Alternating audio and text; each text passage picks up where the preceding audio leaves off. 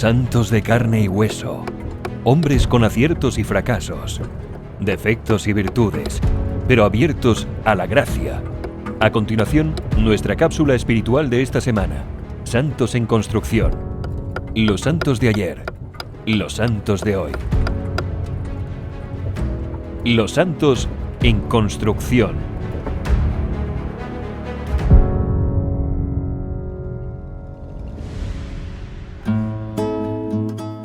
A despojarnos del hombre viejo sometido a las pasiones y renovarnos por el Espíritu Santo desde adentro, revestirnos del hombre nuevo, el hombre creado por Dios para la santidad.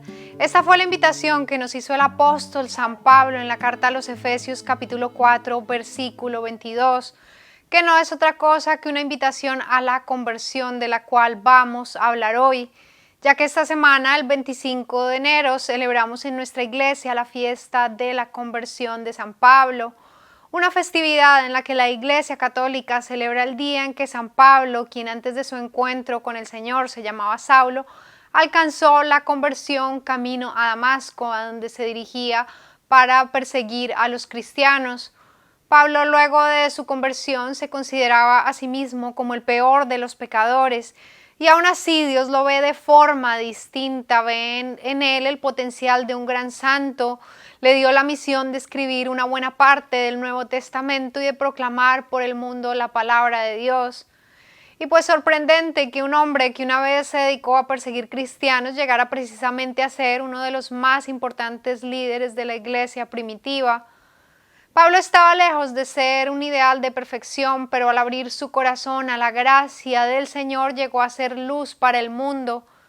San Pablo es el santo patrono de los misioneros y de los teólogos. Saulo era descendiente de la tribu de Benjamín, había nacido en Tarso, que es la zona de la actual Turquía, en el siglo V, una tierra destacada por su cultura y su filosofía. Por ello, Saulo tuvo un acercamiento con la lengua, cultura y pensamiento griego. Tenía la ciudadanía romana, al igual que su padre, algo que resultaba para él un gran privilegio. Era un judío, pero no cualquier judío. Él había recibido desde muy temprano una educación judía basada en la estricta doctrina de los fariseos. Tuvo como maestro a Gamaliel, quien era un destacado rabino.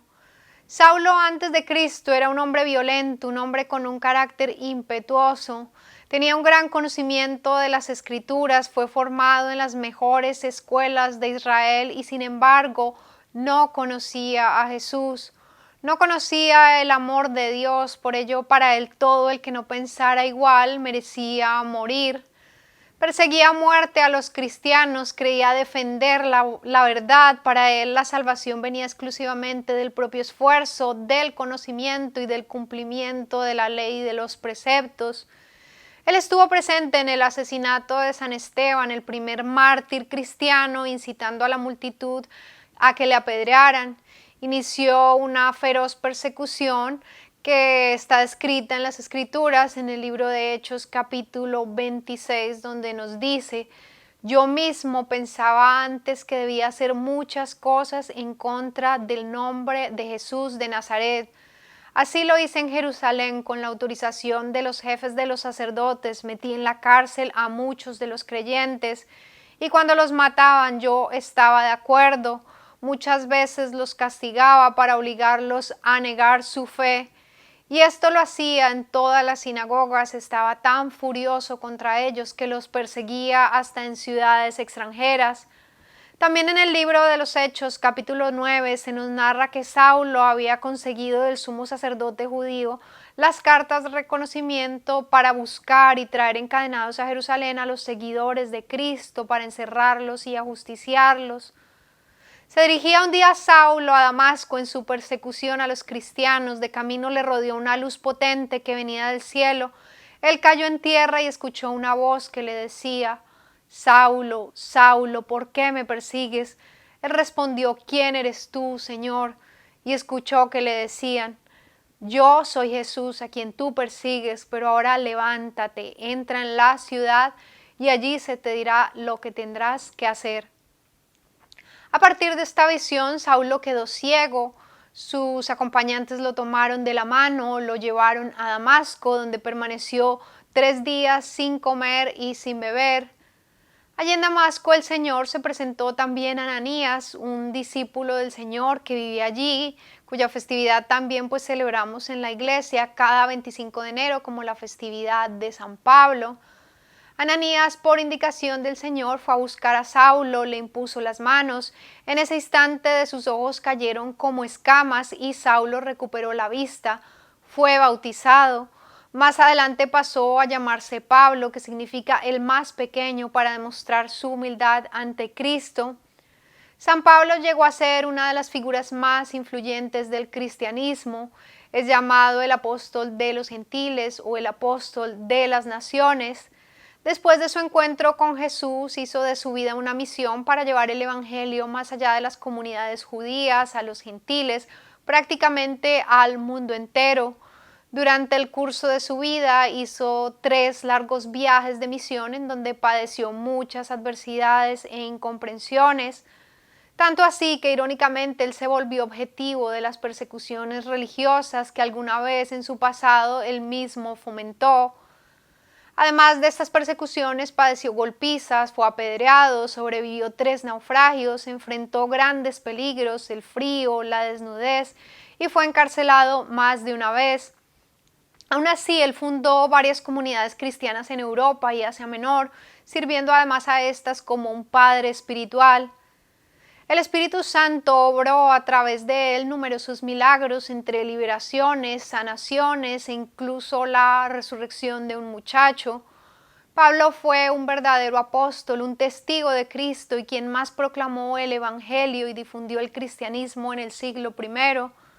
También jugó un rol fundamental en la unificación de la Iglesia y en definir formalmente las creencias cristianas.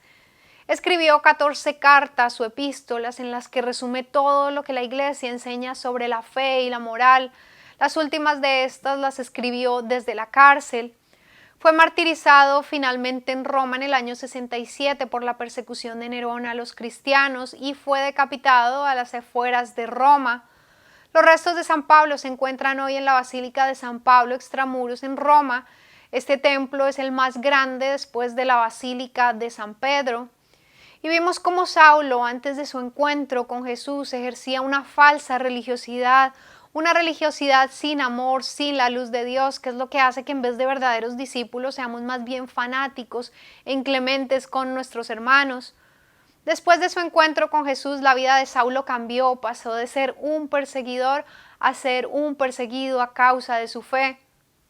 Y pues a simple vista pareciera que la conversión llegó a Pablo como un acontecimiento específico. Dios irrumpe en la vida de Saulo para darle un sentido, para darle una misión, pero en realidad le estaba dando un nuevo comienzo.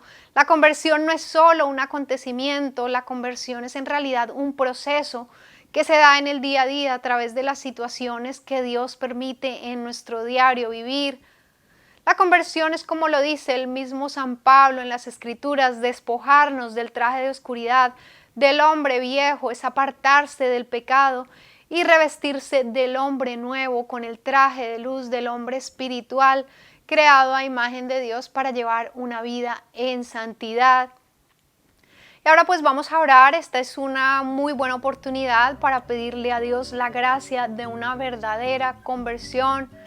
Pidámosle al Señor que transforme la dureza de nuestros corazones, que remueva las escamas de nuestros ojos que no nos permiten verle, que podamos escuchar y responder al igual que San Pablo a su llamado, que fomente en nosotros el deseo de seguirle y de emprender un camino en misión para que otros puedan tener también un encuentro con Dios.